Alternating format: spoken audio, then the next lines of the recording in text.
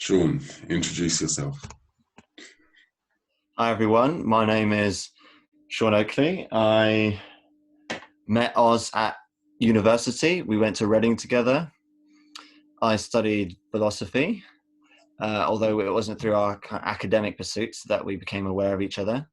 I think you actually heard more about me than vice versa. Well, that's more my fault in that I attracted some attention to myself in third year with some of my Publicity stunts. stunts. Your story made television. It made Yeah. Have I Got News for You. It made the Daily Mail as well, right? The pineapple story. Daily Mail. There was in the Huffington Post. It was on How I Got News for You. Yeah, there was one of the kind of key jokes. Do you want to elaborate on that story? It doesn't give people a great impression of me, but we'll start with that one. That's fine. But let me frame it a little bit first. What I was getting at before, in terms of us not knowing each other through our academic stuff, but more other things, were our student societies. You were quite active, I gather, with the society. I was president and founder of the Atheist, Humanist and Secular Society at Reading. Since then, I kind of went and I should clarify in advance, I went through a bit of a transition. I kind of focused much less on the atheist side of things and more on the humanism. So that led to a sort of neo-humanist, very Buddhist influenced kind of perspective. And I went more down the path of mysticism until I encountered Sufi Islam.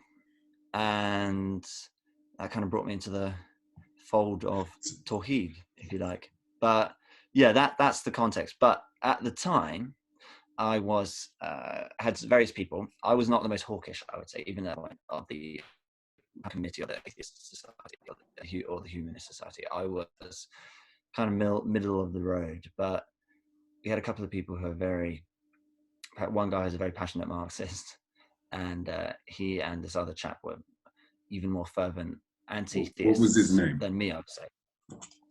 One guy was Tim, and the Marxist one, very Marxist influenced guy, and the other one was Adam. I don't want to give you their last names just to protect their confidentiality. I would always ask their permission before sharing these anecdotes. But yeah, one of them said we should put a pineapple on the table in the freshers' fair of my third year at university. And he initially said we should label it Muhammad. And then when that encountered a bit of resistance, we labeled it. They decided to put the label Jesus on it instead. I didn't really see how much. What was the resistance? We had a couple of people approach us from the Islamic Society saying that that was an inflammatory gesture. I wanted to be a faithful leader of the society, of the student group, in the sense I wanted to have the most generous interpretation of their intentions and defend them. You know, you should stick out for your guys when they are doing something. I felt like I should give them the benefit of the doubt. And I said, look, I know that the statement they're trying to make here is about blasphemy laws. It's not about this per se. They are saying that there cannot be an honest representation of the Prophet Muhammad, peace be upon him. We are drawing attention to the fact that you can do something as ludicrous as a label, a pineapple, Muhammad, which is, as I said, it's not like a drawing of him doing something obscene with. But it is making a mockery. A girl. Yeah, you're not taking the Prophet and then depicting him doing some horrendous thing or saying something about his character. You're taking a pineapple, like literally a pineapple, right? And putting a label on it without any pictures. You know what's weird? And you're saying that people can get offended by that. Then they need to look at themselves and ask, why can't they allow a certain amount of freedom of speech and freedom of thought and freedom of debate? And we can give very concrete examples. I mean, even today, I probably wouldn't do that now, because I think it's maybe the point you're trying to make is swallowed by, the point was swallowed by all the controversy, but the point itself is worth communicating. Even if you be honest, when you were an atheist, did you make points like that for the controversy, or were you genuinely? No, I actually, as I said, I'm not just saying this to kind of wiggle my way out of it, because at the end of the day, I defended them, or I tried to, give them the benefit of the doubt, as I said. But No, no. Did you? But I think they could have made the point more constructively. But, and this is probably why I defended them, the point they were trying to make was worth making, in that they were saying, look at countries like Pakistan or Iran, or let's just look at Pakistan. I mean, at the year this happened, I think when this read into it, that year, or in a recent year, a couple of dozen people had been executed in Pakistan for blasphemy, and that's the wife of the country that my wife comes from. Her parents come from, and it's so I hear about it from her point of view now as well, and in the sense she opened my eyes to other dimensions of it, like the fact that people can use it to resolve property disputes. If someone could have a plot of land and his neighbor has something that he wants, and if they're Christian or a member of a religious minority, they can use the accusation of blasphemy. I just way of getting one from them. It's often not about religion. And if you look at the prophet and his life and how he responded to accusations, his own character, very aggressive attacks sometimes. His main message was, I believe, was turn the other cheek. Your connection is a bit unstable. Is it? Can you hear me now? Or? Yeah, I saw that my connection went for a bit. It said my speaker wasn't working, but I thought it was just maybe a very brief glitch. It removed a lot of the first the problem, as was message most I could see, was turning a chick, and yeah. Why don't you sort your question, and then I'll introduce myself while you're doing that. Hold on, I can tell you right now that I'm looking at my connection. I've taken it off full screen, and I'm looking at my connection. It says I'm in full strength connection, and then I'm connecting my main home's Wi-Fi. I'm staying up to 4 feet from the router. So I don't know what the problem is. Are you just not ignoring?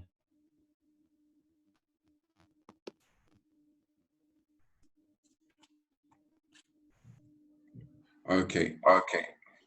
Are you plugged in by Wi-Fi or Ethernet or? Wi-Fi. Just Wi-Fi. Yeah, not. So fast forward now. What do you do now?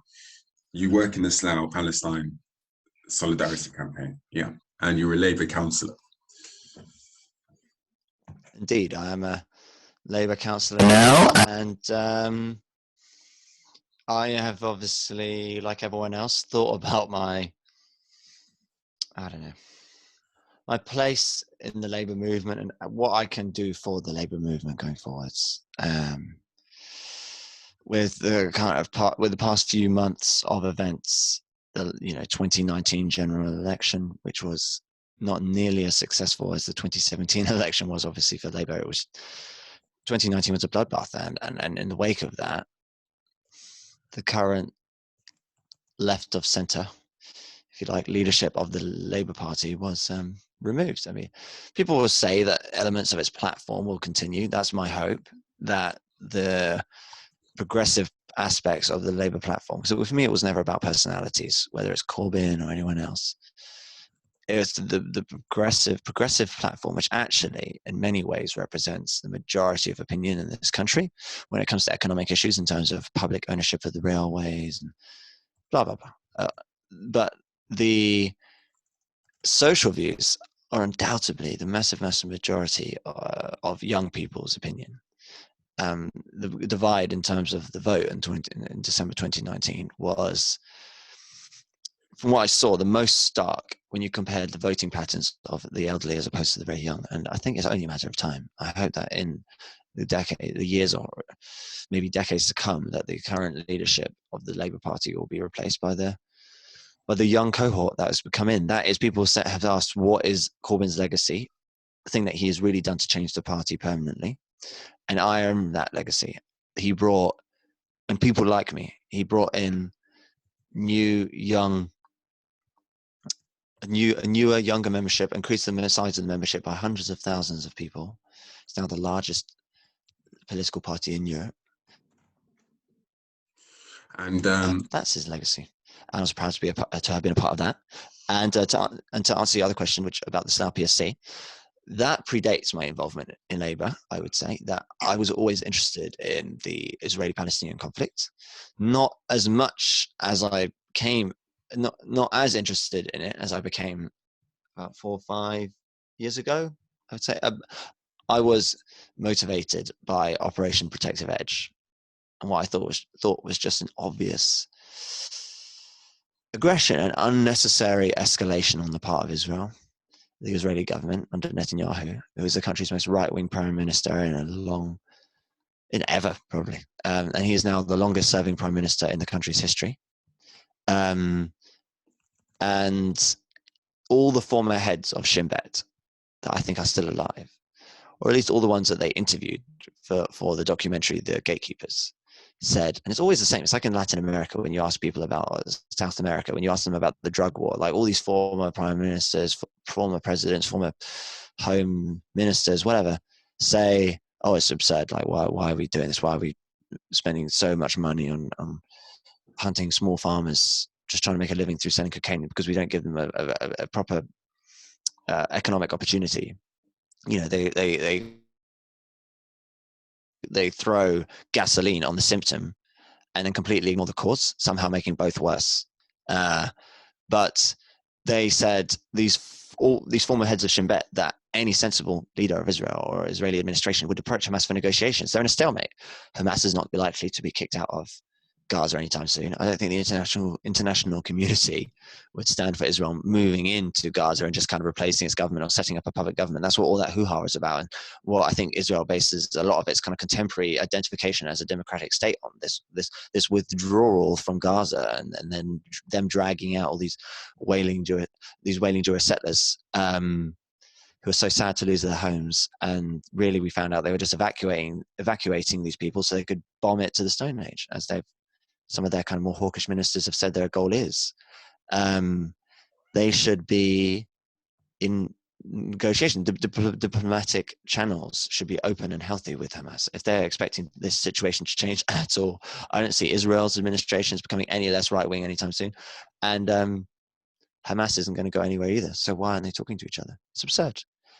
And the conflict's not likely to go anywhere. And some are saying now that Israel is going to use this coronavirus lockdown to act on the most controversial part of the peace plan that Trump put forward, which is to annex sections of the West Bank. They're saying they're going to use this lockdown and the international community being distracted by this once-in-a-century pathogen to annex significant sections of the West Bank. And the international community is doing nothing.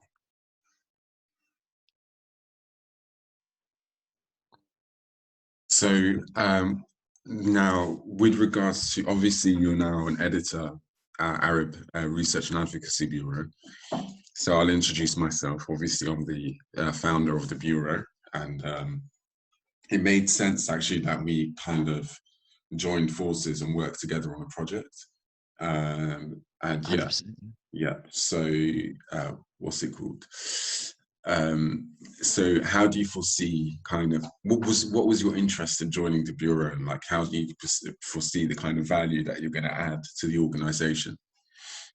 Well, I believe in total honesty, and I'll happily disclose that Oz and I have been good friends now for quite a while.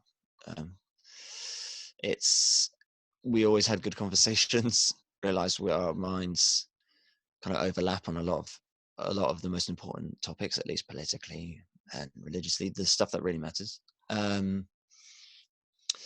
So it made sense that when we spotted that we had a common business interest, is the wrong way of putting it, like mission idea, like that we could work, that we had a similar idea for a project or something that was worth spending our time on, that we would work together on it. I want to increase my knowledge of the Arab world and the Muslim world. And I know your focus is on the Arab world, but there is an overlap in those two things. And I'm coming at it also from the perspective of wanting to better understand the Muslim world. And the other factor is that I wanted to learn or get more experience in terms of running or helping to run a non-profit, and these subversive organizations that do their part to change the debate. And also I think that one of my better skills is writing and editing, and the path that I've gone down these past few years wasn't giving me an outlet for that. Like my writing skills have been neglected massively, which really depressed me. I mean, since I was a kid, I wanted to write a book. Like I wrote this really nerdy text when I was like 14 or something about, it was like fantasy kind of inspired by Lord of the Rings and things like that. But I loved writing, always loved writing. And I loved reading, which I don't get to do as much of. I used to read so much fiction. Now I almost entirely read non-fiction, and almost entirely in short form. I must go through a couple of dozen articles a day, but it depresses me. I don't read long form anymore. And I think they say that if you read more, you write more. If you write more, you read more.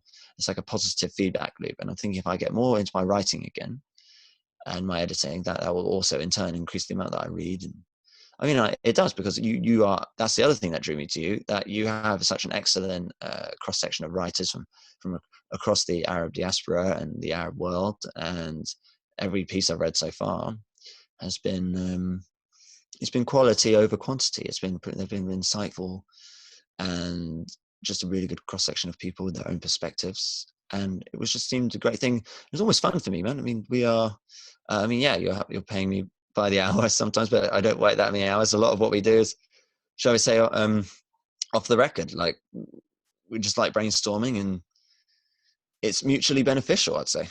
Does that answer your question? Yes, it does. It does indeed. Yeah.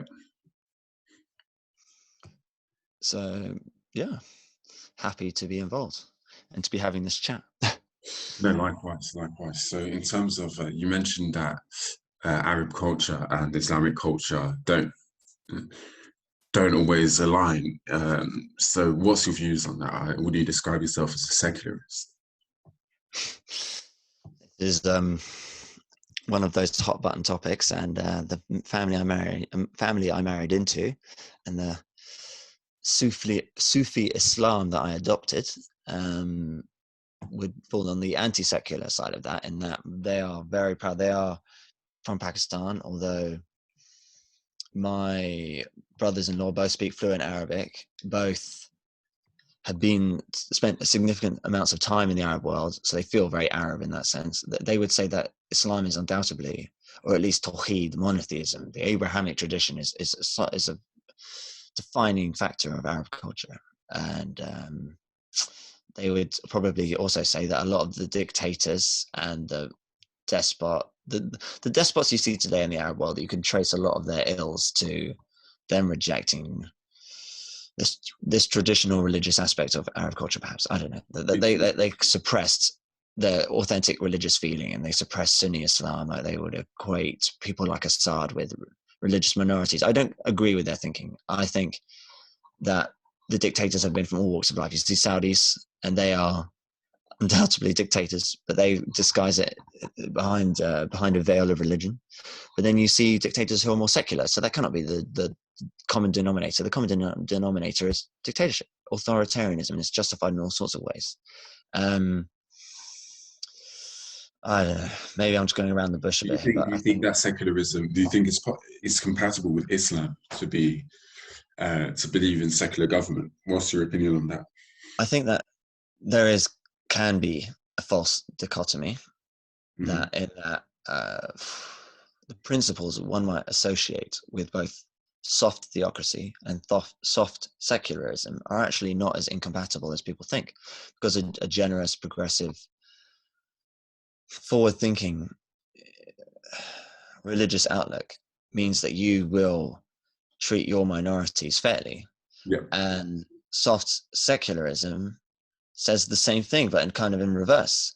Mm-hmm. By default, you assume that you will treat your religious minorities fairly, but they're also saying that the major religious demographics, like if you have a country with a massive religious majority, of one kind or another, that they should be able to express themselves too, in terms of having public festivals and religious figures having, great prominence in the public debate. And I mean, and look at this country. We're supposedly a secular democracy, but the UK has unelected bishops in the House of Lords.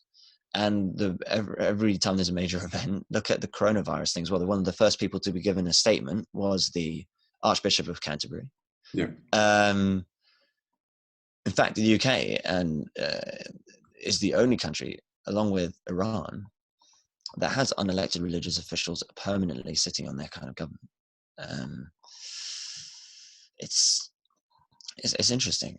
So the thing is, I agree. I'm inclined to agree with you. The reason why is because, first of all, in order to say something is compatible or incompatible with Islam, we need to know what objective Islam is. And I think it's very difficult to define an objective standard. Obviously, there are things in Islam which we take as objective, and that there's rarely debate over. For example, that I've heard arguments that I've heard people say, yeah, you can drink whatever, but generally speaking, most Muslims agree, okay, drinking is haram, right? So yeah, to a degree, there is an objective Islam, but what I'm saying, even more essential than that, like praying 5 times a day, exactly, right? But in terms of Islam in its entirety, like its political system, what you should do, how you should behave in certain situations, your family life, tax, everything, it's difficult to establish what the objective view of the religion is, right? Because it's based on interpretation, discourse, dialogue, debate. But isn't that part of we know about the distinction between greater and lesser jihad, right? Like that the people who the international media would like to focus on only one aspect of this, which is kind of the picking up of arms and going to war. But we know that the form of struggle, because jihad literally means struggle, that people refer to, Muslims themselves, which is why it's such a shame when right-wing bodies take these words and try and imbue them with their own meaning and their own toxicity when they mean a very, very different thing to the Muslims themselves. It means struggle with yourself. Like, there are basic aspects of the faith which you need to have or do to be the basic minimum standard to be considered a Muslim. But the other things, like what are sins, what are good deeds, the list is so long and can relate to so many different aspects of your life and how you should govern your affairs, and that ibadah, that oneness of practice. And you learn as you go along, you learn how to apply that tawheed, that ibadah to more and more of your life, and to bring remembrance, dhikr, into more of what you do, True. Yeah, and I agree. So basically, if another issue as well is defining secularism, like what is secularism? Because you could argue that some of the Islamic governments in the past have been secular in either in their entirety or in certain policies that they've implemented, right? So if secularism is just the inclusion of other religions in your political or socio-economic system, then arguably there was glimpses of secularism in the Mughal Empire, where Hindus where I know some people think that jizya is an example of oppression or whatever, right? But let's assume that it's not, for the sake of this discussion. You could therefore argue that the inclusion of Hindus in the jizya system, in that Islamic governance, was a form of secularism. So yeah, no, you're right. Exactly. So the question, so therefore we need to define what is secularism and what it is governance according to Islam before anybody comes out and says, no, you cannot be, it is entirely haram to be a secular person and to be a Muslim. These two things would need to be defined. They need to define these terms. That's what you're saying.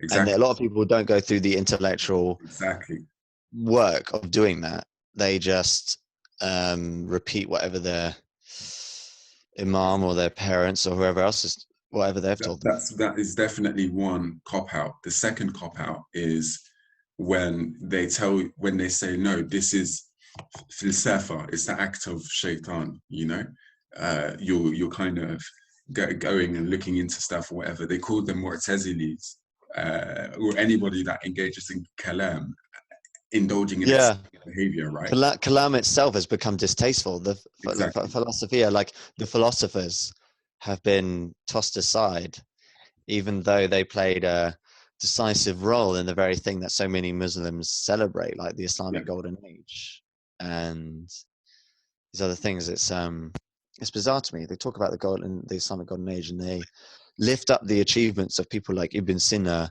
when he came up with the concept of the 40-day quarantine, which was then taken by the Venetians and called the quarantina, hence quarantine. And that was lifted directly from Ibn Sina. But these Islamic scientists and philosophers, they built the Golden Age.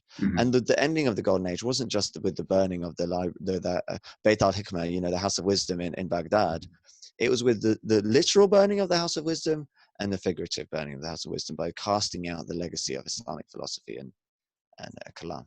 Agreed. And the thing is, what I'm saying, I'm not trying to reaffirm the point of view that the Mu'tazili position is superior to Ash'ari or Maturidi or whatever. That's not what I'm trying to say. But what I'm trying to say is at least acknowledge their existence and their credibility. If you disagree with some of the things that the Mu'tazili say, then fine. But to completely disregard them and then to simultaneously point to the Islamic Golden Age when you're defending Islam, I think is an act of hypocrisy, because a lot of and a lot of the Islamic Golden Age was motivated by Mu'tazila. Sorry, Assalamu alaikum. Oz, I think someone's trying to jump in. Apologies. Sorry. So I didn't mean to cut you, brothers. Sorry, I'm just about to go to sleep. So. Oh, that's fine. Please jump in. Say salam. So. Ramadan Mubarak, man. Ramadan Mubarak, man. Ramadan Mubarak. Is that it? You're heading off now? I'll listen in, inshallah, if you're still continuing to speak. I hope you don't find anything we've said objectionable. Like, you agree with the general thrust of our arguments? Yeah, I doubt it. I haven't heard it. I've only just joined now, so. Oh, I saw your picture come up. My radio, so sorry, yeah. No, that's fine. Just my friends escaping from COVID-19, so. Don't blame you.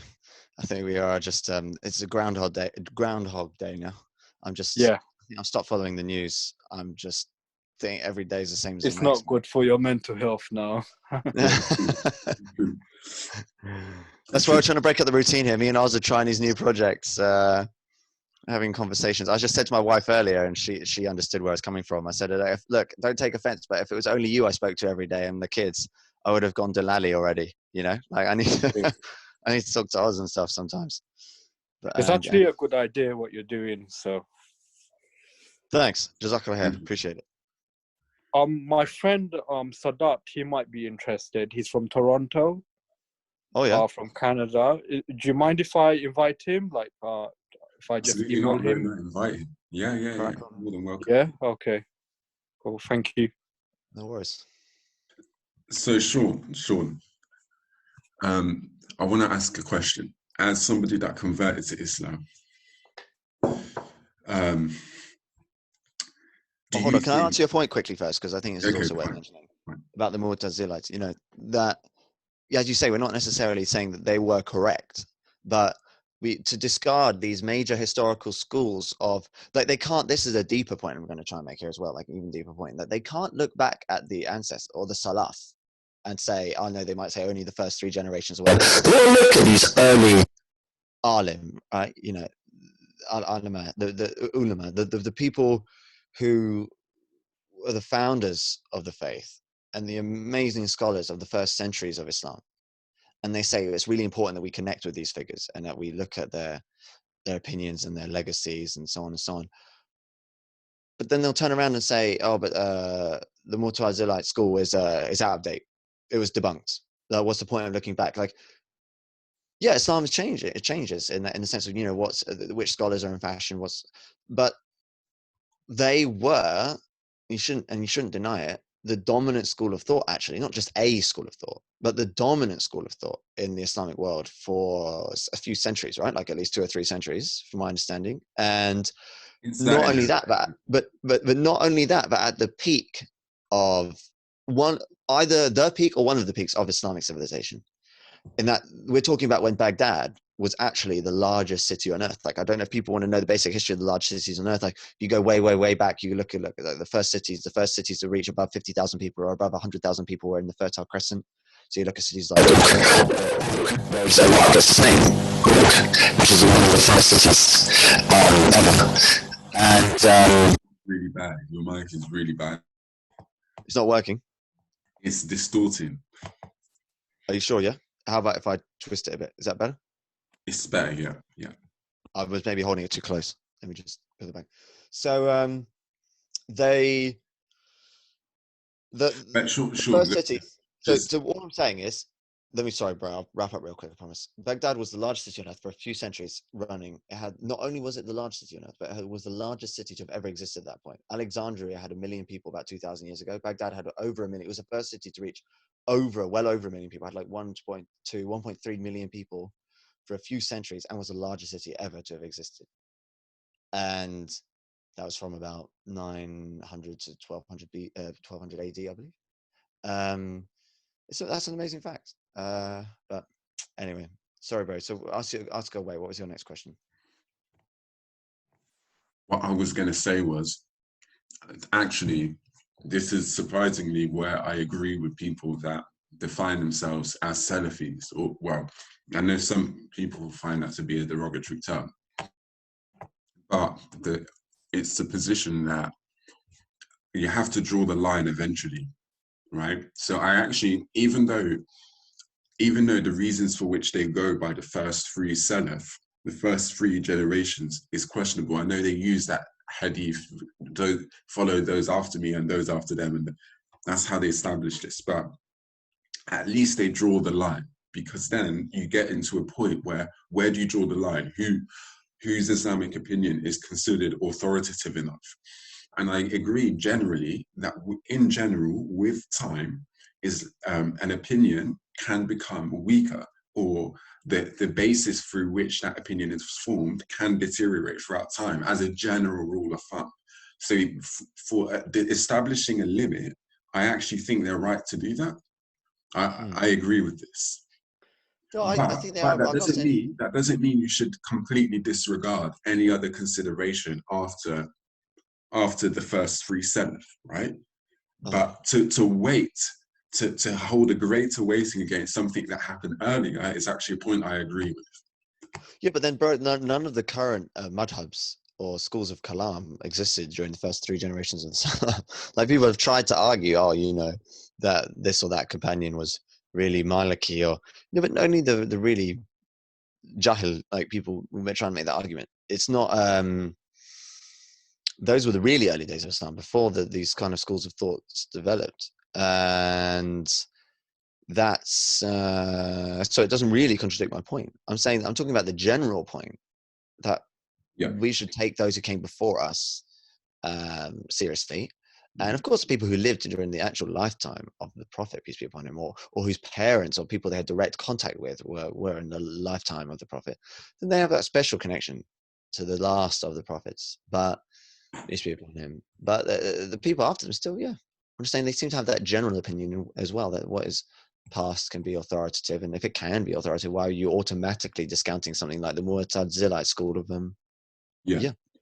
Fine. Okay, fine. Then we agree. It seems like the bit that we disagree on is, should you weight earlier opinions? Think of it like an algorithm, a mathematical algorithm, where the different variables in the calculation have different weightings, right? I still think that the earlier opinion should be weighted more heavily. I agree that not everything that is said in its conception is necessarily more credible. For example, you can find Quraysh or anyone that disagreed with Islam in its early conception and may have had arguments that are discredited. But as a general rule of thumb, I agree with weighting the this is my I agree, but I think actually we should look at every opinion. I believe that religion is a spectrum. I mean, you have to look at an opinion or a group of opinions that has developed over time. That's what religion is, in the sense that you believe. Well, there's the religion as a practice, and religion as a set of ideas. And of course, religion is notoriously hard to define.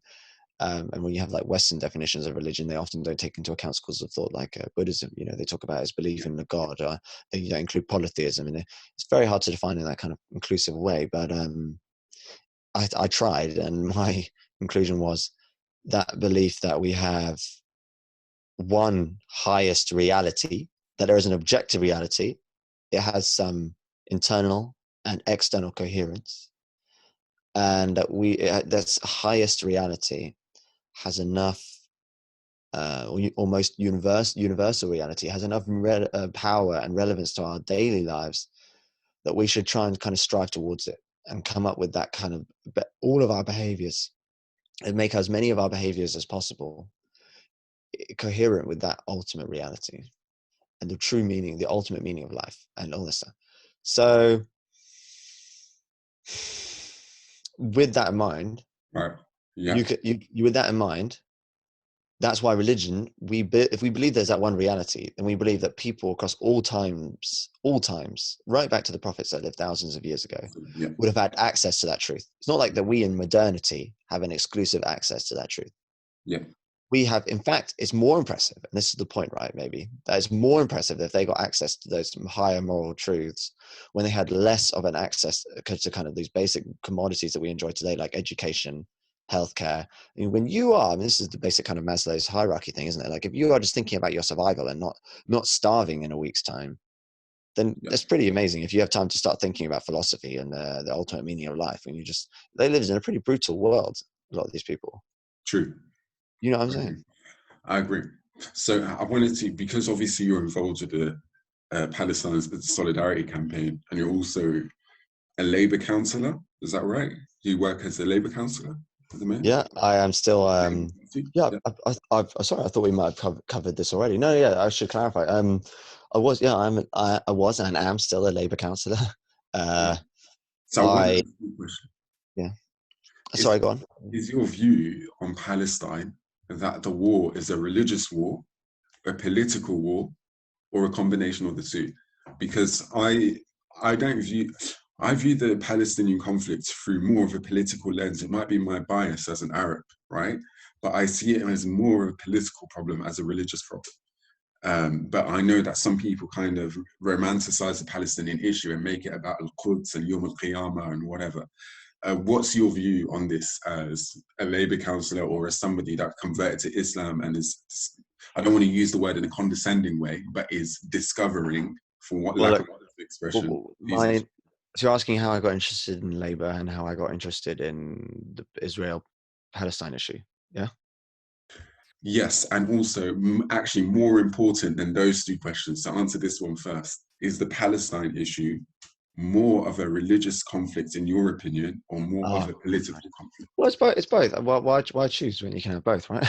When I can have my cake and eat it. Like it's a religious thing in the sense that it's important that these different religions learn to share the region. I believe that is possible, that they can all have their rights respected and they can all fully practice their faith and feel the full power of their faith in a city that we famously believe has not had an inch where an angel has not stood or a prophet has not prayed. Yeah. And we can see evidence of that already in the way that things like the Church of the Holy Sepulchre has been shared, right? Do you know the story of how there's the different Christian churches, the Ottomans? This is quite just a cute story, just to kind of illustrate my point that people can get along and have done for extended periods. I mean, beyond the kind of general truths, like things that most people know, like the fact that 90% of the world's Jews lived in the Arab world for most of the Middle Ages. Like, this is a more specific story. It's a bit closer to home.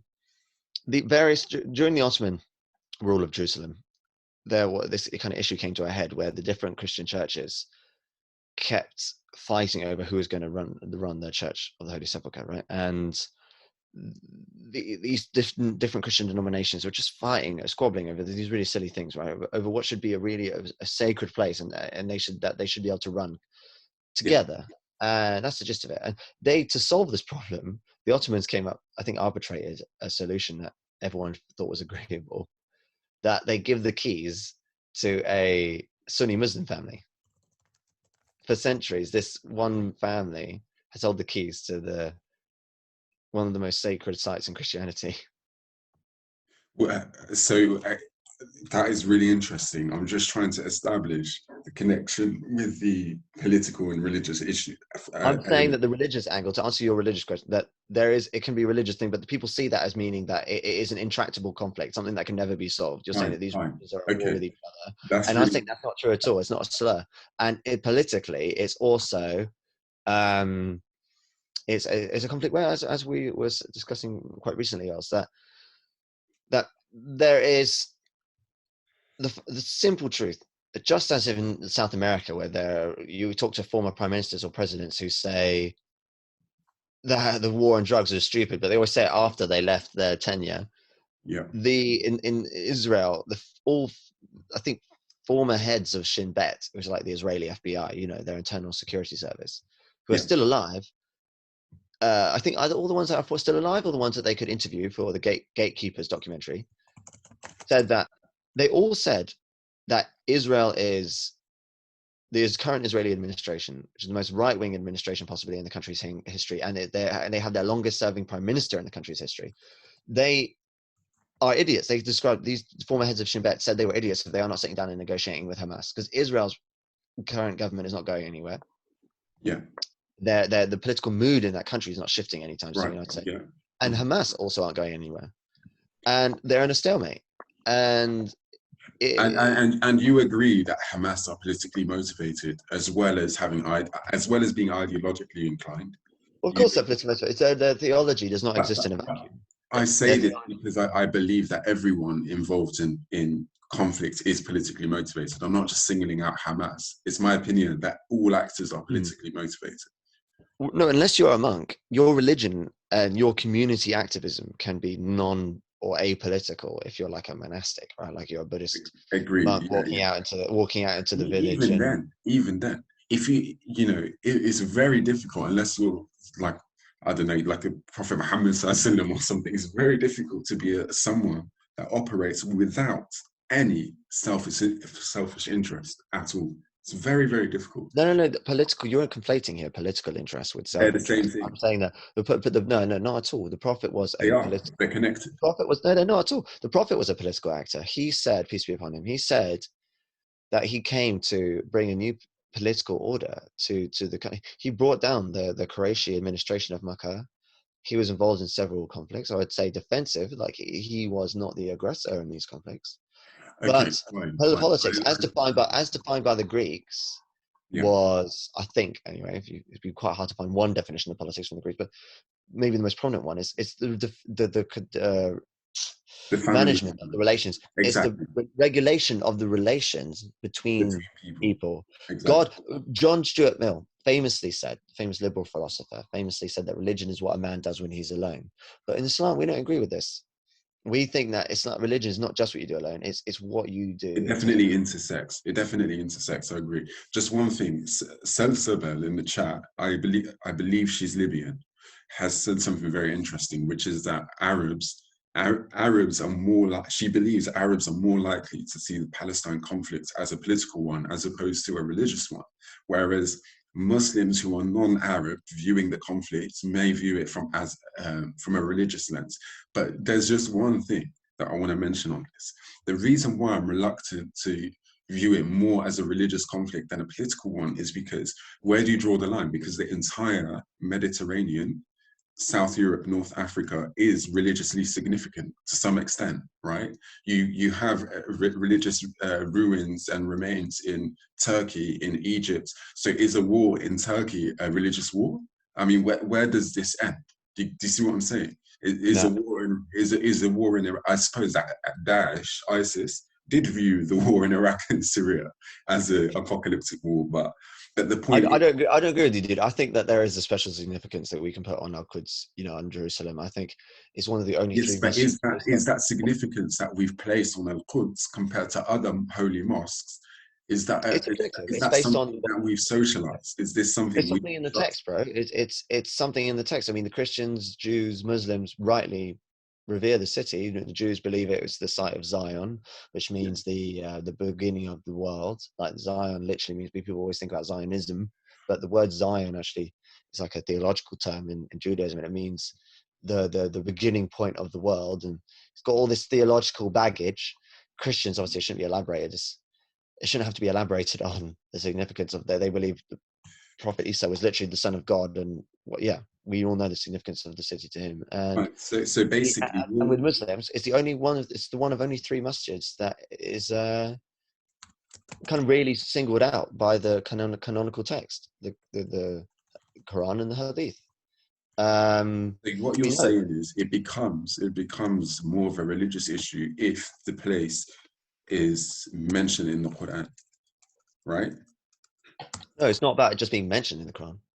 It's said that that there is actual evidence that it played a key role in the story of the prophet's prophethood, and that there is also key evidence that all scholars I think are unanimous in this, that you get extra thawab, extra bit credit for praying at only 3 places: the Kaaba, Makkah, and the Masjid in Medina, and then the mosque in Jerusalem. So that's. And does your interest in the Israeli-Palestinian war derive from your Jewish background, or is this something that you've developed after you converted to Islam? My interest actually was apolitical. This will make you happy. It was apolitical in the sense that I saw it from that political perspective more first, and I still see it partly from a political perspective, in that I see it as an intractable conflict, a very dangerous conflict, in that it's one of the potential flashpoints, really truly potential flashpoints for potential nuclear conflagration, in that if Israel was to be what we once thought was too right-wing in Israel, is now the mainstream, and there are now people who are once on the main, who are considered completely insane, at the heart of government, and now there are people who are today in the mainstream of the right-wing thought, and the fringe, of right-wing thought in Israel, and we're wondering if they're going to, in 10, 20 years time, they're going to be the mainstream. And we're talking about people who are saying that we should demolish Masjid al-Aqsa, and build a 3rd temple, because the Romans tore down the 2nd Jewish temple, that they should destroy the Muslim place of worship and build their own. And so there's a bit of a discussion about al-Aqsa in the chat, which is that Salaf suggested that it may have been the first Qibla before. It was, and there was a time in early Islam when the Muslims and Jews. I checked this. It seems to be, however, Omar Ubadi disagrees. I think he's stating that Jerusalem more generally was the first Qibla. No, it was, but they think the site of the temple, because we believe actually that, I don't know how many people know this, that the temple was built by, of course, by Suleiman, and that Suleiman was aided by jinn. And I think that the last structure built by man that was aided in the construction was aided by kind of supernatural forces was the Jewish temple. So that probably has something to do with it. And the fact is that what's also very interesting is that the early Muslim and Jewish congregations, in a way, the kind of Christianity started the same way, as a kind of what people saw it as a radical Jewish sect. It was like, a radical Jewish sect that became kind of more and more radical, to the point that it eventually broke off from Judaism. Islam went through a similar process, except it was accelerated. It was an accelerated process. For the first years of the revelation, the Muslim and Jewish congregations could pray side by side. They would pray in the same direction. Yeah. They had a lot of the same practices still. Yeah. And there were various attributed to the Prophet, which said that the Jews were allowed to keep their halakha, their law, and we keep our law, Sharia. So there's a lot of commonality or common ground between Judaism and Islam. But then the Qibla was changed, and but that doesn't change the immense importance of this. And I've told you. I want to ask a question, because I've never asked this to a Jewish convert. Right now, do you see the jizya system as a form of oppression, or do you see it as a form of inclusion? Or or let's say, when you look at the Constitution of Medina, which involved the Jewish communities at the time, do you view their inclusion under an Islamic constitution? It's a red herring. It's a red herring. Okay. The jizya issue is never the issue on its own. It's because people, what they believe it represents. They think that if a country that would have the jizya in place is one that doesn't respect its minorities. They think it's a sign of a deeper malaise, that people, that with the kind of governments that would institute something like a jizya or religious authoritarians, and it's up to us to disabuse them of that notion. But it's quite hard. It's quite hard based on the history, because if you actually look at the history, it was never just that the Jews had to pay a jizya. You know, we will exclude you from military service if you are willing to pay this tax, or as you don't have to pay for the Islamic contribution to, you know, we believe as Muslims that there is a certain amount of money that we have to give to charity, and then we have to spend on social projects and on, I don't know, the maintenance of the holy cities or whatever, however you wanted to justify it. That because you don't have to pay that, we are going to ask you to pay a separate fee. If it was only that, then I don't think there would be a lot of the baggage associated with it today. But I remember hearing, there's a very, very good documentary, and there's a book as well called The Story of the Jews by Simon Sharma. And he's obviously was one of the most popular historians in the UK for a while. He said that the Jews had to ride side saddle. I believe this applied to Christians as well. They had to sit, they couldn't ride, I think, horses. They had to sit on donkeys. Couldn't ride, like, straddle them. They had to sit side saddle like women. And there were all these things. I mean, he said, yeah, you know, it was better than being in Christian Europe, where the Jews were literally seen as demons. Better to be seen as being forced to ride in a side saddle than to be seen as a demon in human flesh. You know, he says that, but it's still demeaning. And there are all these kinds of little things that gave Muslims superior status in these Muslim states. I believe, yeah. Hello? I just wanted to say something regarding my comment about Jerusalem. I think because also the Quran says, إن أول بيت وضع للناس للذي ببكة. So the first house that was built for a worship for mankind is the one in Mecca, and that was built by Abraham. And some people even say like it was built by even earlier than Abraham, probably by Adam himself. So probably from that perspective, Mecca is even prior to Jerusalem. But then in Islam, Jerusalem is called the Ula al-Qiblatayn, so the first Qibla. So maybe because the Muslim first prayed to Jerusalem when they went to Medina, so maybe from that sense, to Muslims, like they prayed to Jerusalem when the Salat was first initiated in Medina. Indeed. But maybe from overall back in history, probably like Mecca is first. That's very interesting. So Omar, do you agree with Sean's notion that if something is mentioned in the Quran or the Hadith, then that place becomes religiously significant? Well, if it's mentioned because it has a pivotal influence on the development of the religion.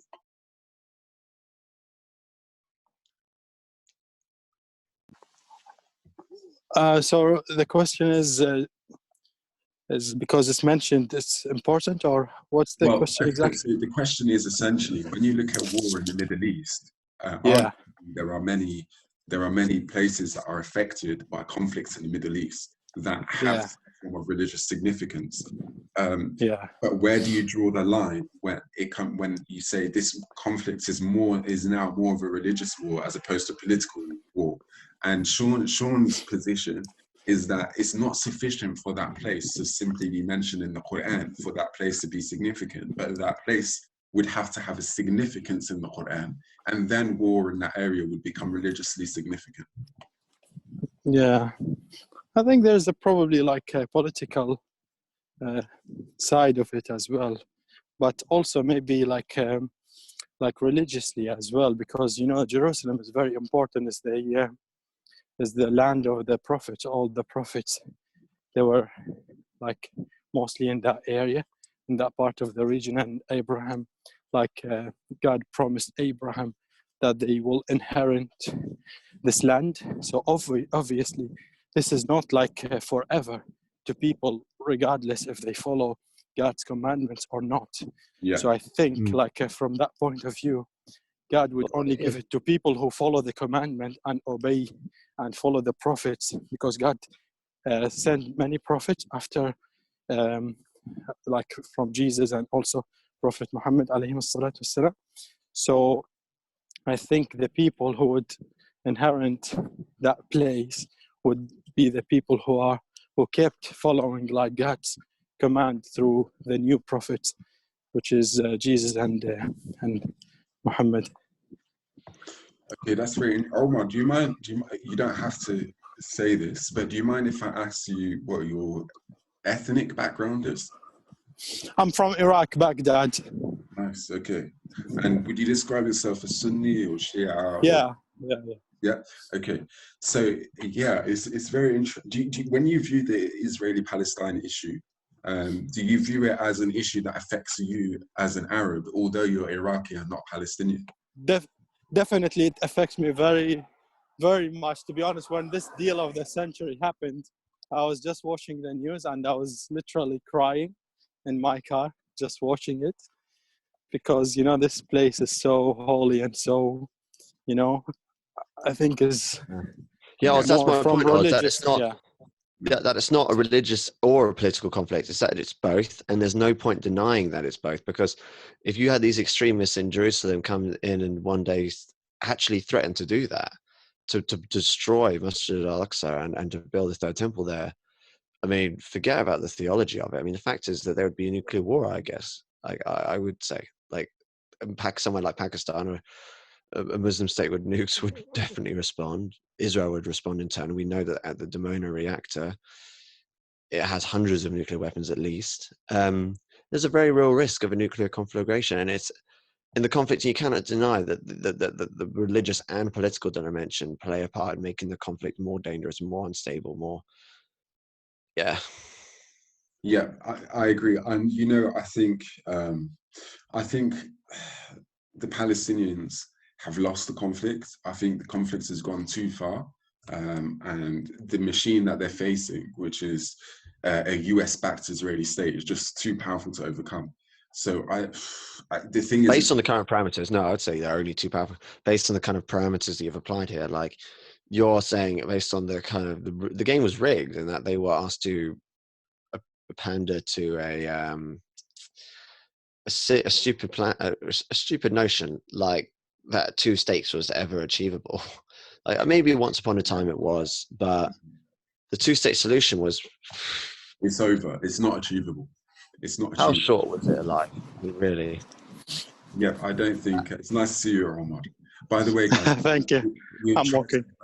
We tried to wrap up at 2 a.m. so in 10 minutes, and then we tried to organize. Yeah, I think I just remembered like a prophecy in the Bible, after the temple was destroyed. I'm not sure which book is it, that God will shake the earth and then will build the temple again.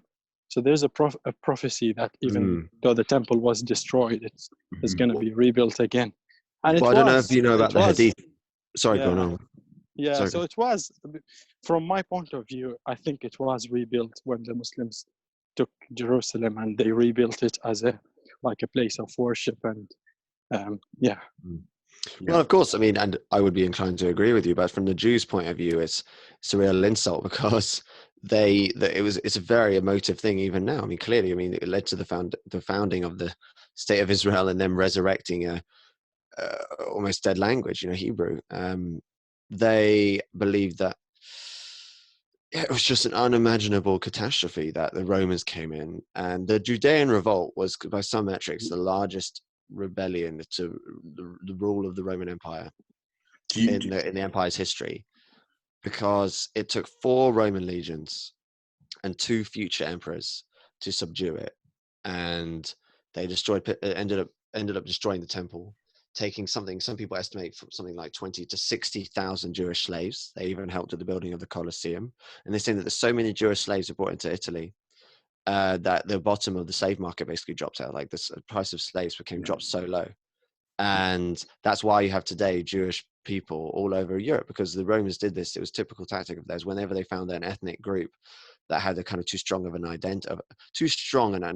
kind of cultural or ethnic identity, they would take them, sell them, a large number of them as slaves, and spread them across the empire, so they lost that kind of unity. That's why Jews always say, as Simon Sharma did in his documentary, what binds the Jews is their story. He said that the story of the Jews is the story that made him want to become a historian. That's how does it's quite amazing when you think of how few Jews there actually are in the world, how their tribe and their religion survived, when how many cults from antiquity or religions from antiquity lasted to as long as they have. You know, we don't still have like the cult of Mithras, like where are the Greek gods and the Norse gods, but Judaism survived, and we obviously know why that is. But yeah, you know, you make a really interesting point, because I believe this might be my own bias coming from a Moroccan background, because we were kind of taught this despite being Muslims, but I do agree that the Jews are a historically persecuted group, right? And what isn't done enough is looking into the psychological elements of the Israeli-Palestinian conflicts, because it could be an overcompensation for historical, well, it's definitely an element of it, an element of the Israeli oppression in Palestinian territories is an overcompensation that comes from historic trauma, right? But we're not talking about this enough. This is the first thing. The second thing is, well, not only that, I see some really depressing statistics that say that there is actually a higher amount of kind of Holocaust denial and so on in the Arab world than any other place on earth, like any other region of earth. And that's it depresses me, man. yeah, that doesn't surprise me. But you got to remember that Holocaust denial statistics don't just take into account people that completely deny the Holocaust, but also people that question the numbers in it that are involved. That's also classed as Holocaust denial. But this is another subject. I don't really think it's fruitful to go, is it 6 million Jews or 5 million? The point is, people died.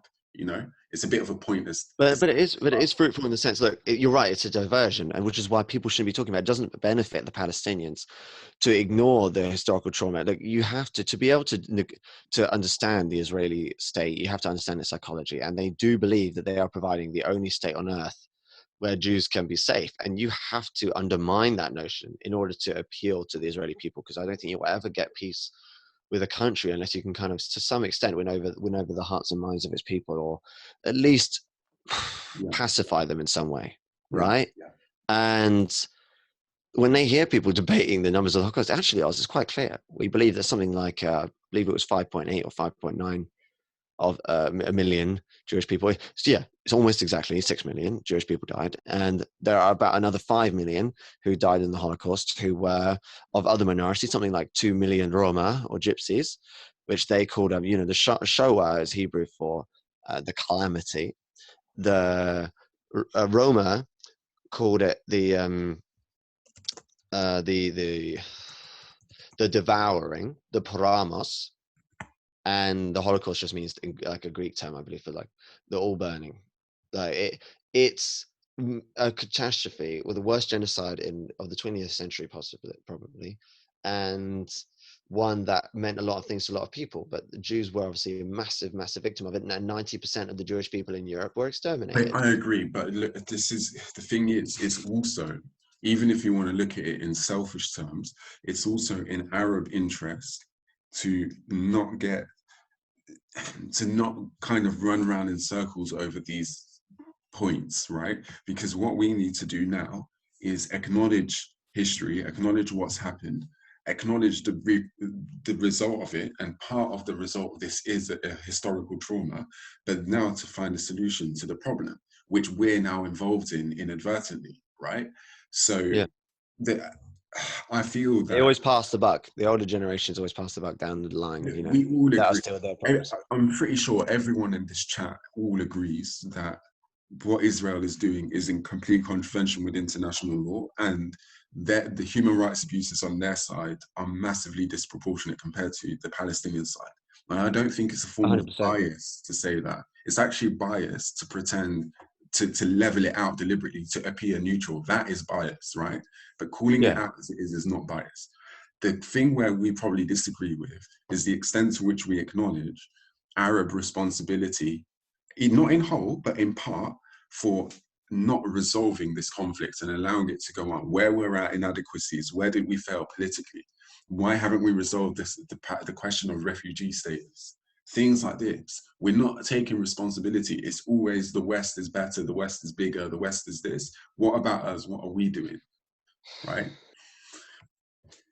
I think the only mistake the Palestinians made was not pushing for a one-state solution earlier. I think they should have said the moment the Jordanians handed back or conceded.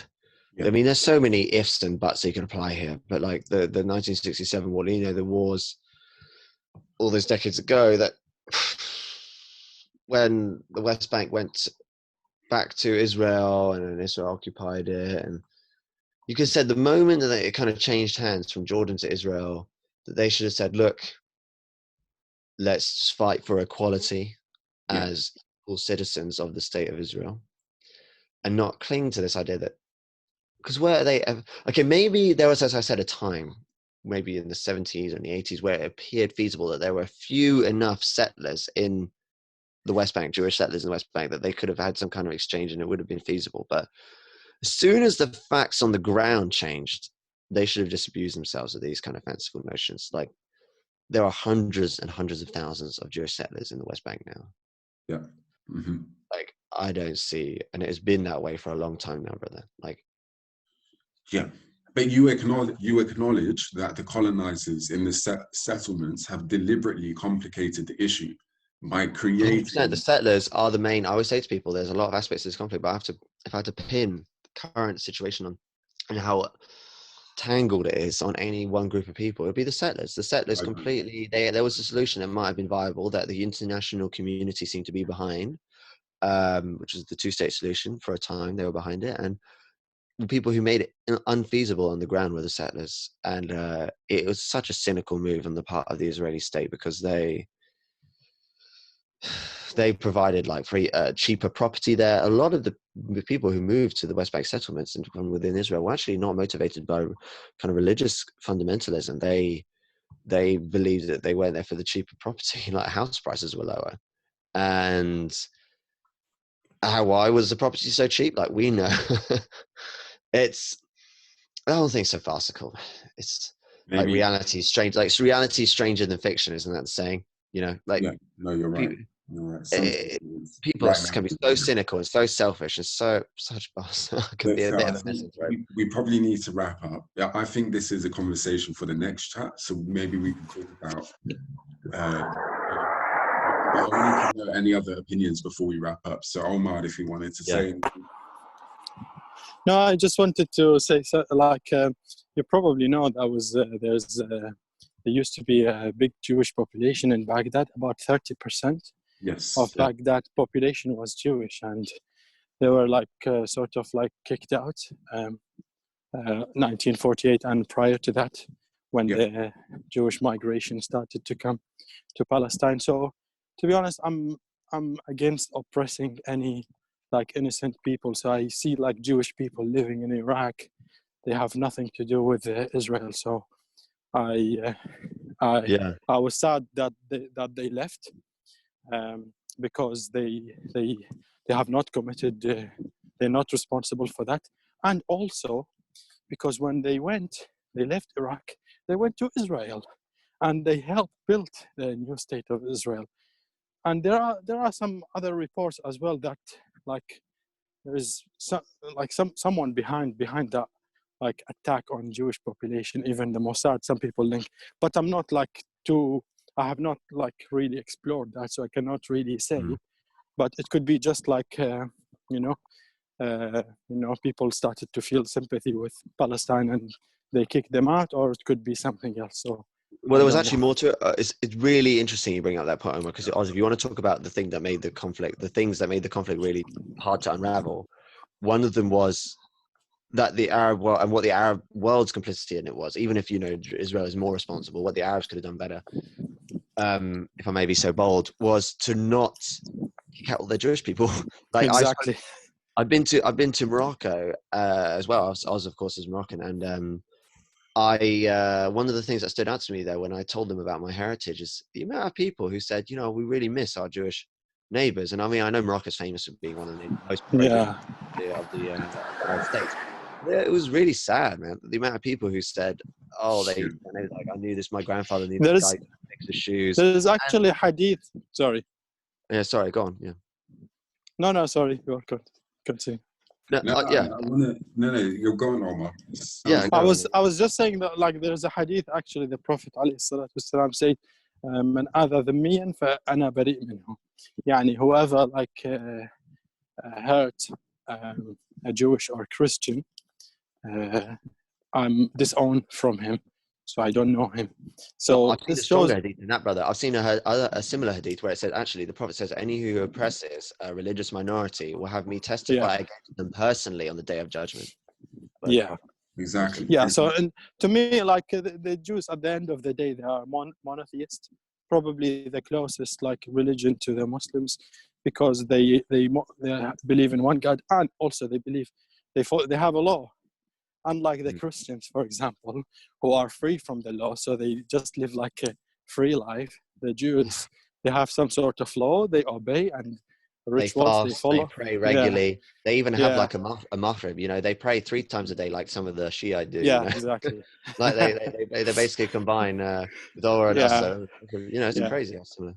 Yeah.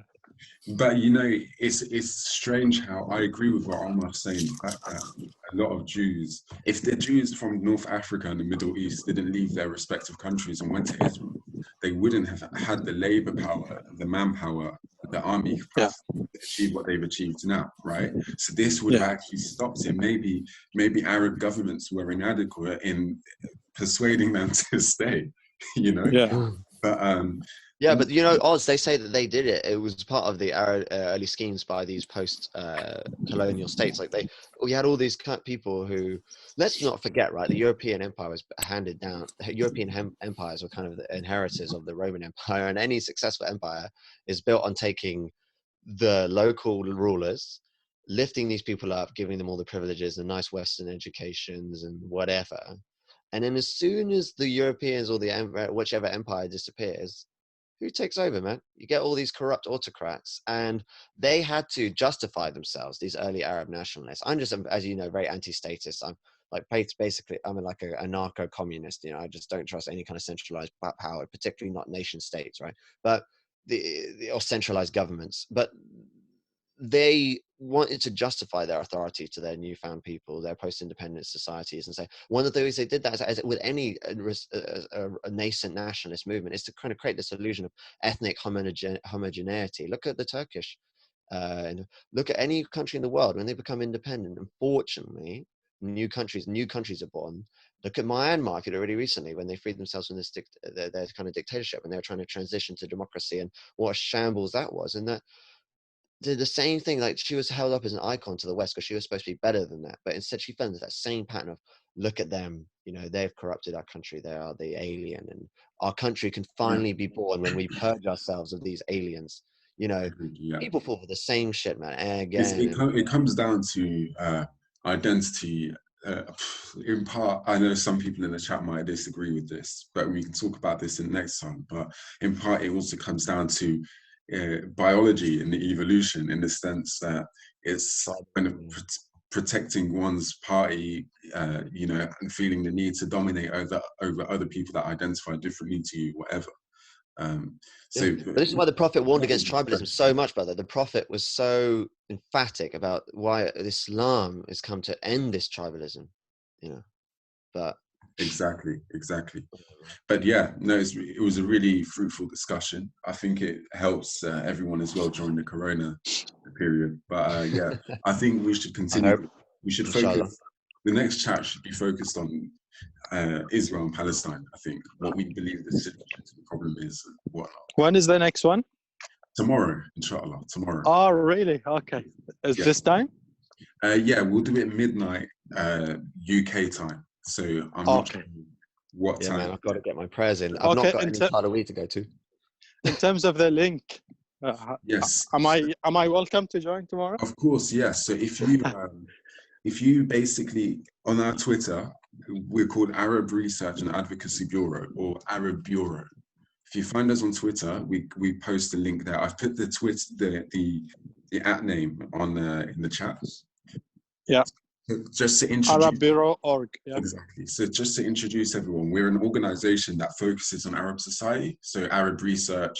We provide data and statistics on our website, so population, HDI, everything like that. And it's actually for Arab Muslims, Christians, Jews. The focus is Arab, right? But sometimes, obviously, we need to talk about Islamic-related issues. So this is what happened today. All right. Cool. Awesome. Okay. Thank you very much. Thank you, guys. Thank you. For the support. Thank Take you. care. Good night. Good night. Bye. Assalamu alaikum. Bye.